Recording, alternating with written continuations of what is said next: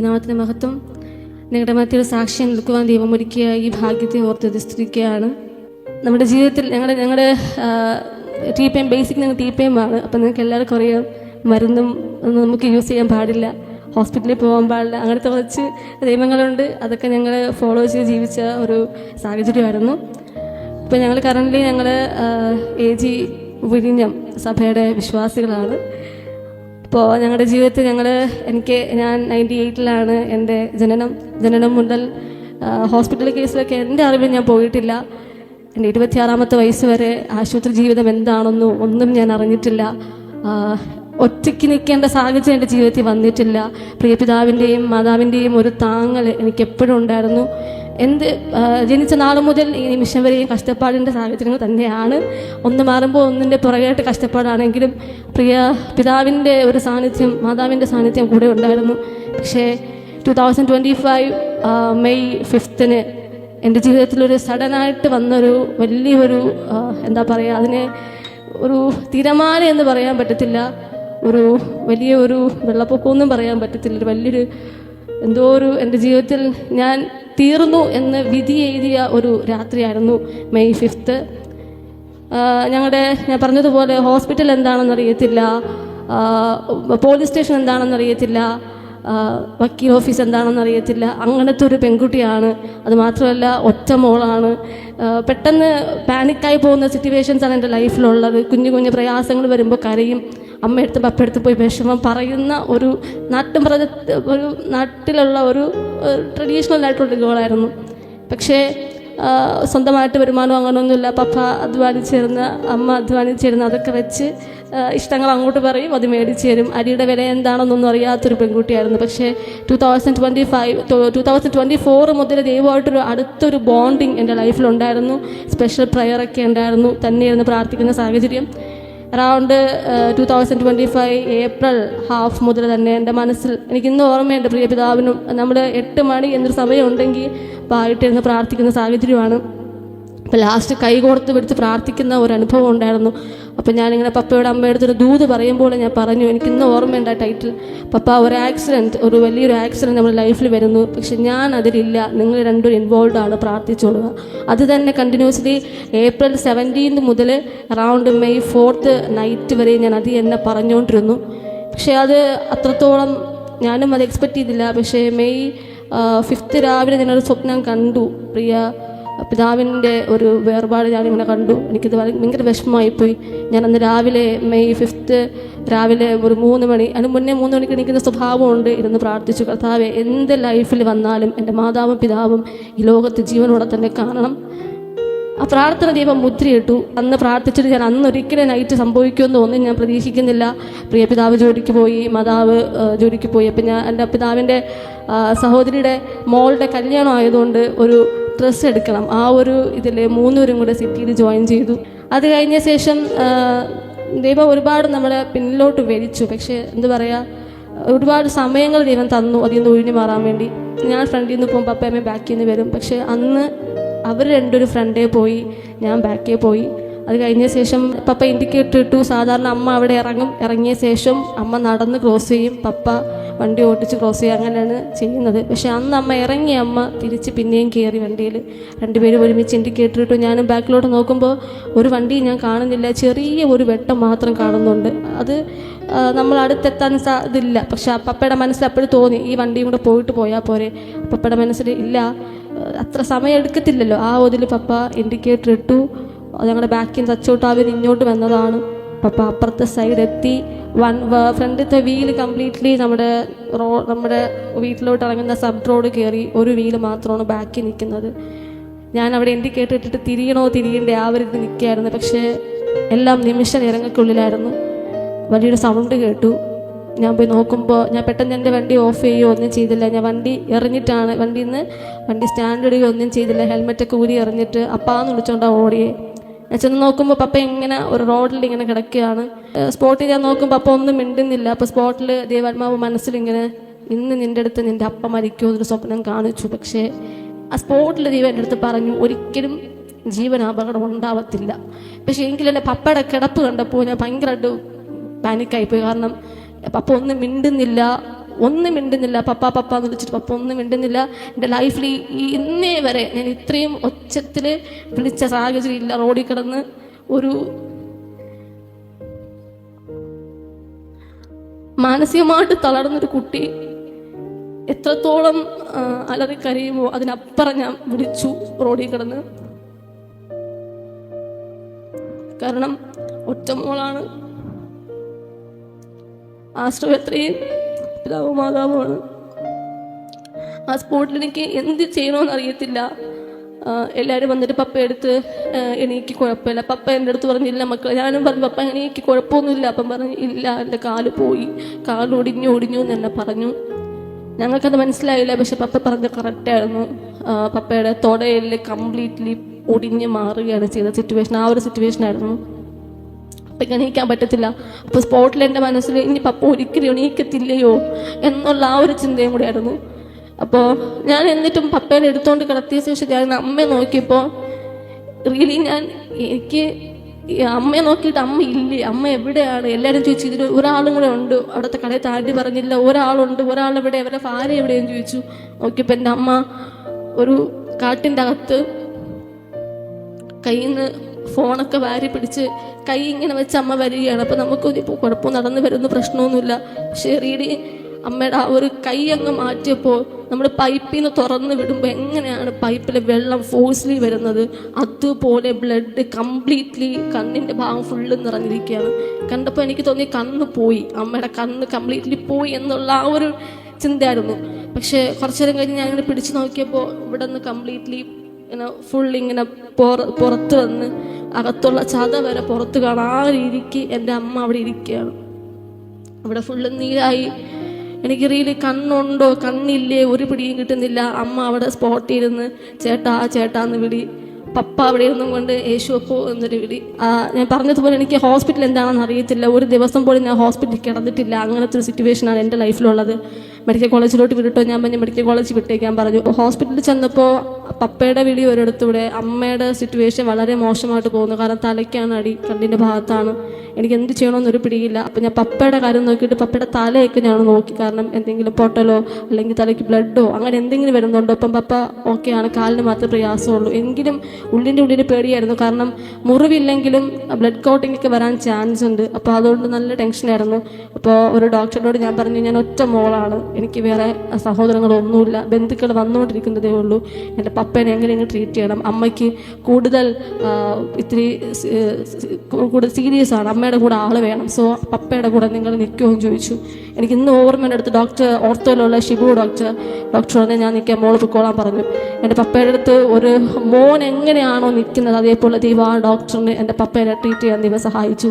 എൻ്റെ അമ്മയുടെ stitch completely ഇട്ട് തീരുന്നവരെ ആ ഡോക്ടർ കൂടെ ഉണ്ടായിരുന്നു. അത് കഴിഞ്ഞ ശേഷം അമ്മേനെ കൊണ്ടുപോയപ്പോൾ എല്ലാവരും പറഞ്ഞു, ഡോക്ടേഴ്സ് പറഞ്ഞ് പേടിക്കണ്ട, പ്രശ്നമൊന്നുമില്ല. പക്ഷേ ഭയങ്കരമായിട്ട് ബ്ലഡ് വരികയാണ്. അവരവിടെ നൈസ് ക്യൂബ്സ് ഒക്കെ വെച്ച് കെട്ടിയതുകൊണ്ട് ബ്ലഡ് നിന്നു. പക്ഷെ അതെടുത്തപ്പോൾ ഭയങ്കര ബ്ലഡ് ഇങ്ങനെ ബ്ലീഡിങ് കൂടിക്കൊണ്ടേയിരിക്കുന്നു.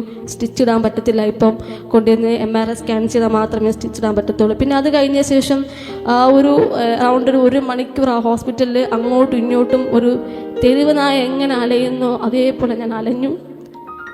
അത് കഴിഞ്ഞ ശേഷം ആ ദിവസം ഞാൻ ആ വണ്ടി ഇരുന്ന ഞാനാണ്. അത് കഴിഞ്ഞ് അമ്മേനെ രാത്രി 1:30 അവർ പറഞ്ഞ് മെഡിക്കൽ കോളേജ് അഡ്മിറ്റ് ചെയ്യട്ടെ. ഞാൻ പറഞ്ഞു വേണ്ട, അമ്മേനെ വീട്ടിനടുത്തുള്ള മണിയറ ഹോസ്പിറ്റലിലോട്ട് നിങ്ങൾ റെഫർ ചെയ്താൽ മതി, ബാക്കി അമ്മ സേഫ് ആണല്ലോ എന്ന് പറഞ്ഞു. അങ്ങനെ രാത്രി അമ്മേനെ 1:30 സ്റ്റിച്ചിട്ട് കഴിഞ്ഞ്, അതും മരവിപ്പിച്ചോ ഒന്നുമല്ല, അമ്മ ഒരുപാട് വേദന അനുഭവിച്ചു. ഞാൻ താഴോട്ട് എന്തോ ഒരു MRI സ്കാനിങ് എന്തോ പോയിട്ട് വന്നതിന് ശേഷം, പപ്പയുടെ സ്കാനിങ്ങിന് എന്തോ പോയി വന്നതിന് ശേഷം നോക്കിയപ്പോൾ അമ്മേനെ ഇങ്ങനെ സ്റ്റിച്ചിടുക. അമ്മ പുഴു പിടയ്ക്കുമ്പോൾ ഇരുന്ന് പിടയ്ക്കുക. എനിക്കത് കാണാനുള്ള ത്രാണിയില്ല. ഞാൻ പുറത്തിറങ്ങി. അത് കഴിഞ്ഞ് അമ്മ 1:30 ആയപ്പോൾ അമ്മേനെ അവിടെ നിന്ന് ഹോസ്പിറ്റലിൽ നിന്നും മാറ്റി. അത് കഴിഞ്ഞ് പപ്പയുടെ അറൗണ്ട് രാവിലെ 12, പിറ്റേ ദിവസം രാവിലെ 12 മണിക്കാണ് ഞാനൊന്ന് ആശ്വാസമായിട്ട് എനിക്കൊന്ന് ഇരിക്കാൻ പറ്റിയത്. അതുവരെ ഞാൻ ഫുള്ള് മോട്ടമായിരുന്നു. കാരണം പപ്പയ്ക്ക് വെയിറ്റ് ചെയ്യണം, അവിടെ ഒരാൾ കൂടെ തന്നെ കാണണം, അങ്ങനത്തെ സിറ്റുവേഷനാണ്. ഇല്ലെങ്കിൽ കൂടുതൽ പെൻഡിങ് ആയിപ്പോവും. അത് കഴിഞ്ഞ ശേഷം അറൗണ്ട് തിങ്കളാഴ്ച ആക്സിഡൻറ്റ്, വ്യാഴാഴ്ച സർജറി നടത്താമെന്ന് പറഞ്ഞ സർജറി ഒരുപാട് പെൻഡിങ് ആയി. 5-ാം തീയതി ആക്സിഡൻറ്റ്, 7-ാം തീയതി സർജറി ഉണ്ടെന്ന് പറഞ്ഞു, 9-ാം തീയതി ഉണ്ടെന്ന് പറഞ്ഞു, 10-ാം തീയതി ഉണ്ടെന്ന് പറഞ്ഞു. എല്ലാ ദിവസവും എൻ്റെ പപ്പേനെ പട്ടിണിക്കിടും. അത് കഴിഞ്ഞ ശേഷം വൈകിട്ട് കയറ്റിയിട്ട് തിരിച്ചിറക്കും. ഈ സാഹചര്യത്തിൽ ഞാൻ വീട്ടിലാണ്. പപ്പയെ പോയി കാണും, രാവിലെ പോയി കാണും. അപ്പം ഞാൻ സർജറി ഉണ്ടെന്ന് പറയും, വൈകുന്നേരം പറയും ഇല്ല എന്ന് പറയും. അങ്ങനെ പിശാച് ഒരുപാട് ഞങ്ങളെ ഇട്ട് കഷ്ടപ്പെടുത്തി. ആ സാഹചര്യത്തിൽ എനിക്കൊരുപാട് എതിർപ്പുകൾ വന്നു. കാരണം ഓരോരുത്തരുടെ സംസാരം എങ്ങനെയായിരുന്നു, നീ എന്തിനാ ഇപ്പം ഇതൊക്കെ ചെയ്യാൻ പോകുന്നത്, നീ എന്തിനാ സ്റ്റേഷനിൽ പോകുന്നത്, നീ ഇവിടെ അടങ്ങി നിൽക്കുക, ഇങ്ങനെ ഒരുപാട് കുത്തുവാക്കുകളും പരിഹാസങ്ങളും ഒറ്റപ്പെടുത്തലും അനുഭവിച്ച് ഞാൻ ഇവിടുത്തെ പാസ്റ്ററിനെ ഞാൻ ബന്ധപ്പെടുന്നത് എനിക്ക് തോന്നുന്നത് മെയ് 16 ഞാൻ പാസ്റ്ററിനെ കോണ്ടാക്ട് ചെയ്യുന്നത്. മെയ് 19 പപ്പയുടെ സർജറി. എനിക്ക് ഒരുപാട് പേരെടുത്ത് പറഞ്ഞിട്ടും ഒരു രക്ഷയുമില്ല. അങ്ങനെ എനിക്ക് ഇന്നും ഓർമ്മയുണ്ട്, മെയ് 16 ഒരു കയറും മേടിച്ച് ഞാൻ എൻ്റെ വീട്ടിൽ വന്നു. വേറെ ഒന്നിനുമല്ല, ജീവിതം തീർക്കാൻ വേണ്ടി. ഒരു കയറ് എന്ന് വെച്ചാൽ ഒറ്റ മനുഷ്യൻ സപ്പോർട്ടില്ല, കുറ്റപ്പെടുത്തലും ഒറ്റപ്പെടുത്തലും മാത്രമേ ഉള്ളൂ. ജീവിക്കണ്ട എന്നുള്ള തീരുമാനത്തിൽ ഒരു കയറെടുത്തുകൊണ്ട് എൻ്റെ റൂമിൽ വന്നു. അത് കെട്ടിയ ശേഷം ഞാൻ കഴുത്തിന് ഹാങ്ങിൽ ഇങ്ങനെ നിൽക്കുന്ന സമയത്ത്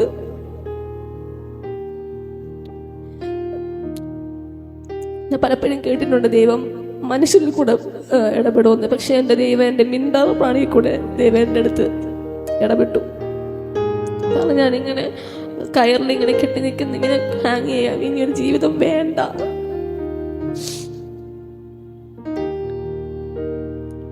എന്നുള്ള സാഹചര്യത്തിൽ നിൽക്കുന്ന സമയത്ത് എൻ്റെ വീട്ടിൽ പെറ്റ്സ് ഉണ്ട്, 2 ഡോഗുണ്ട്. അതിൽ ഒരു വലിയൊരാളുണ്ട്, ഫാസ്റ്ററിനറിയാം.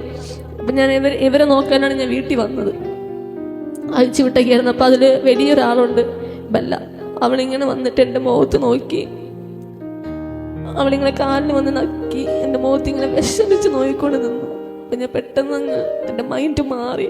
ഞാൻ കയറൊക്കെ മാറ്റിയിട്ട് അവളെ കെട്ടിപ്പിടിച്ച് ഞാൻ കരഞ്ഞു. അമ്മിൻ്റെ പ്രാണിയെടുത്ത്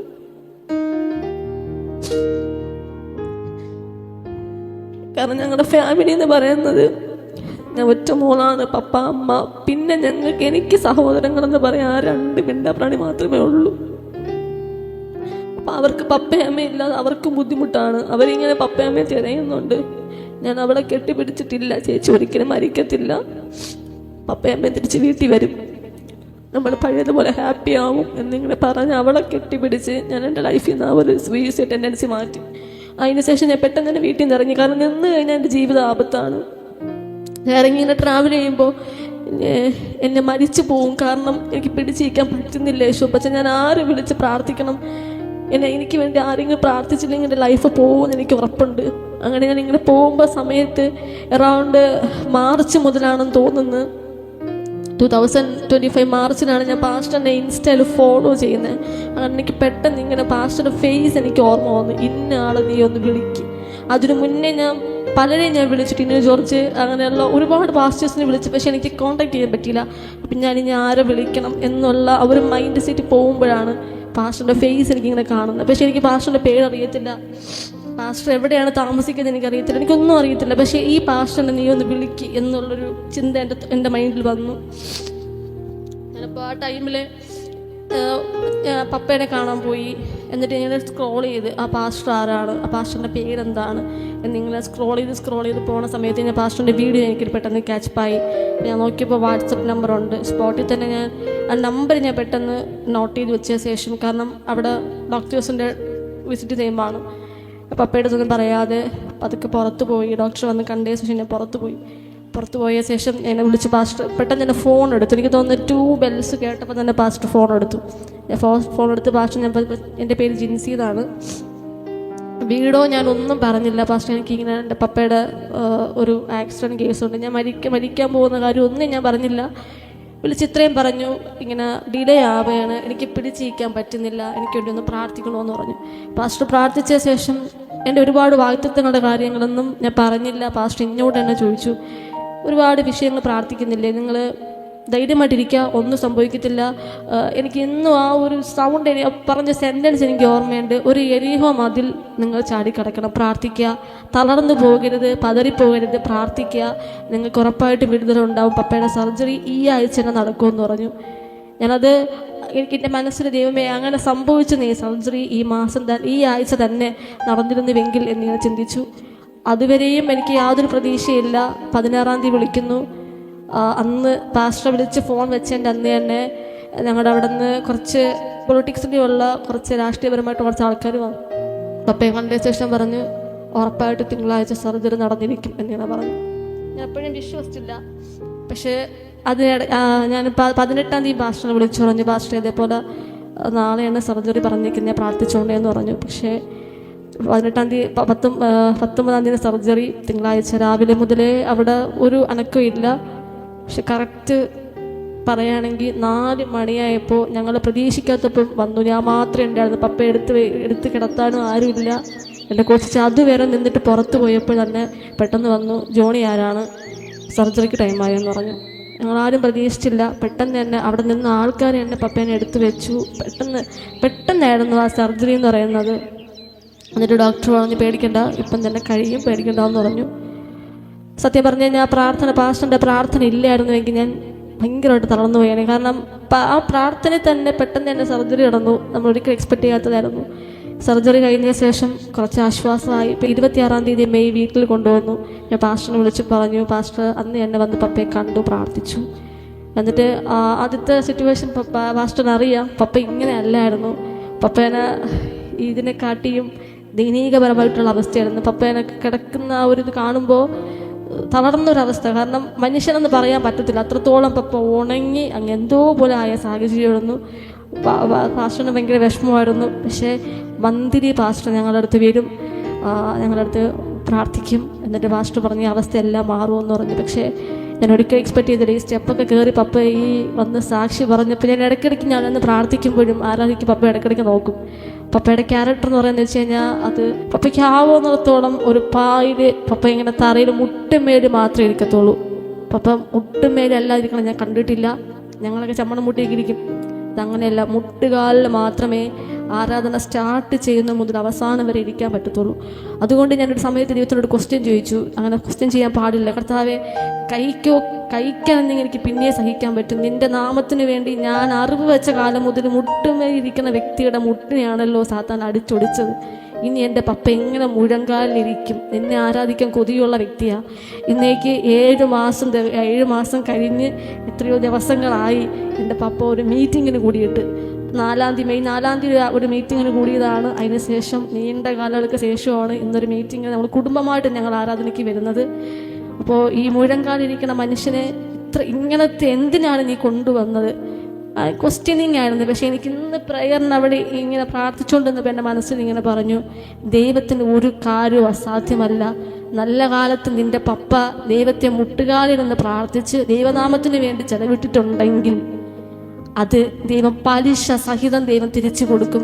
നീതിമാൻ വീണാലും നിലംപരിചയാകുകയില്ല. എനിക്ക് ഉറപ്പുണ്ട്. എൻ്റെ കുടുംബം എത്ര തകർന്നാലും, പിശാച് എത്രത്തോളം തകർത്തിയാലും മാനുഷികമായിട്ട് ഒരുപാട് പേര് സന്തോഷിച്ചു ഞങ്ങൾ തകർന്നു പോകുന്നു. പക്ഷേ ഇല്ല, ഇന്നല്ലെങ്കിൽ നാളെ ഞങ്ങൾ ഉയർക്കുമോ ഞങ്ങൾക്ക് പൂർണ്ണ വിശ്വാസമുണ്ട്. എൻ്റെ പപ്പ എങ്ങനെയായിരുന്നോ മുട്ടുമേഴുന്ന് ആരാധിച്ചത് അതിനും കാട്ടിയും അതൊക്കെ മേലെ എൻ്റെ പ്രിയ പിതാവ് മുട്ടുകാലിരിക്കും. എനിക്ക് ഉറപ്പുണ്ട്. എനിക്ക് തോന്നുന്ന മെനിങ്ങാന്നാണെന്ന് തോന്നുന്നു പപ്പ ഇങ്ങനെ മുട്ടുകാലിൽ നിന്ന് കാണിച്ചതെന്ന്. അപ്പം എനിക്ക് കുറച്ചൊരു ഹാപ്പിയായി. കാരണം മുട്ടുമേലെ ഇരുന്നില്ലെങ്കിലും മുട്ടുകാലിലെങ്കിൽ നിൽക്കാൻ പറ്റുമല്ലോ. പിശാചിൻ്റെ അടുത്ത് അങ്ങനെയെങ്കിലും ഞങ്ങൾക്ക് പൊരുതാൻ കഴിയുള്ളൂ എന്നെനിക്ക് വിശ്വാസമുണ്ട്.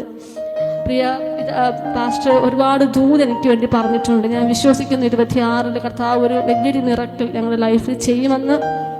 ഞങ്ങൾ ഇന്ന് താമസിക്കുന്നത് സ്വന്തം ഭവനത്തിലല്ല, ഒരു ലീസിനാണ്. പാസ്റ്ററിന് എല്ലാം അറിയാം.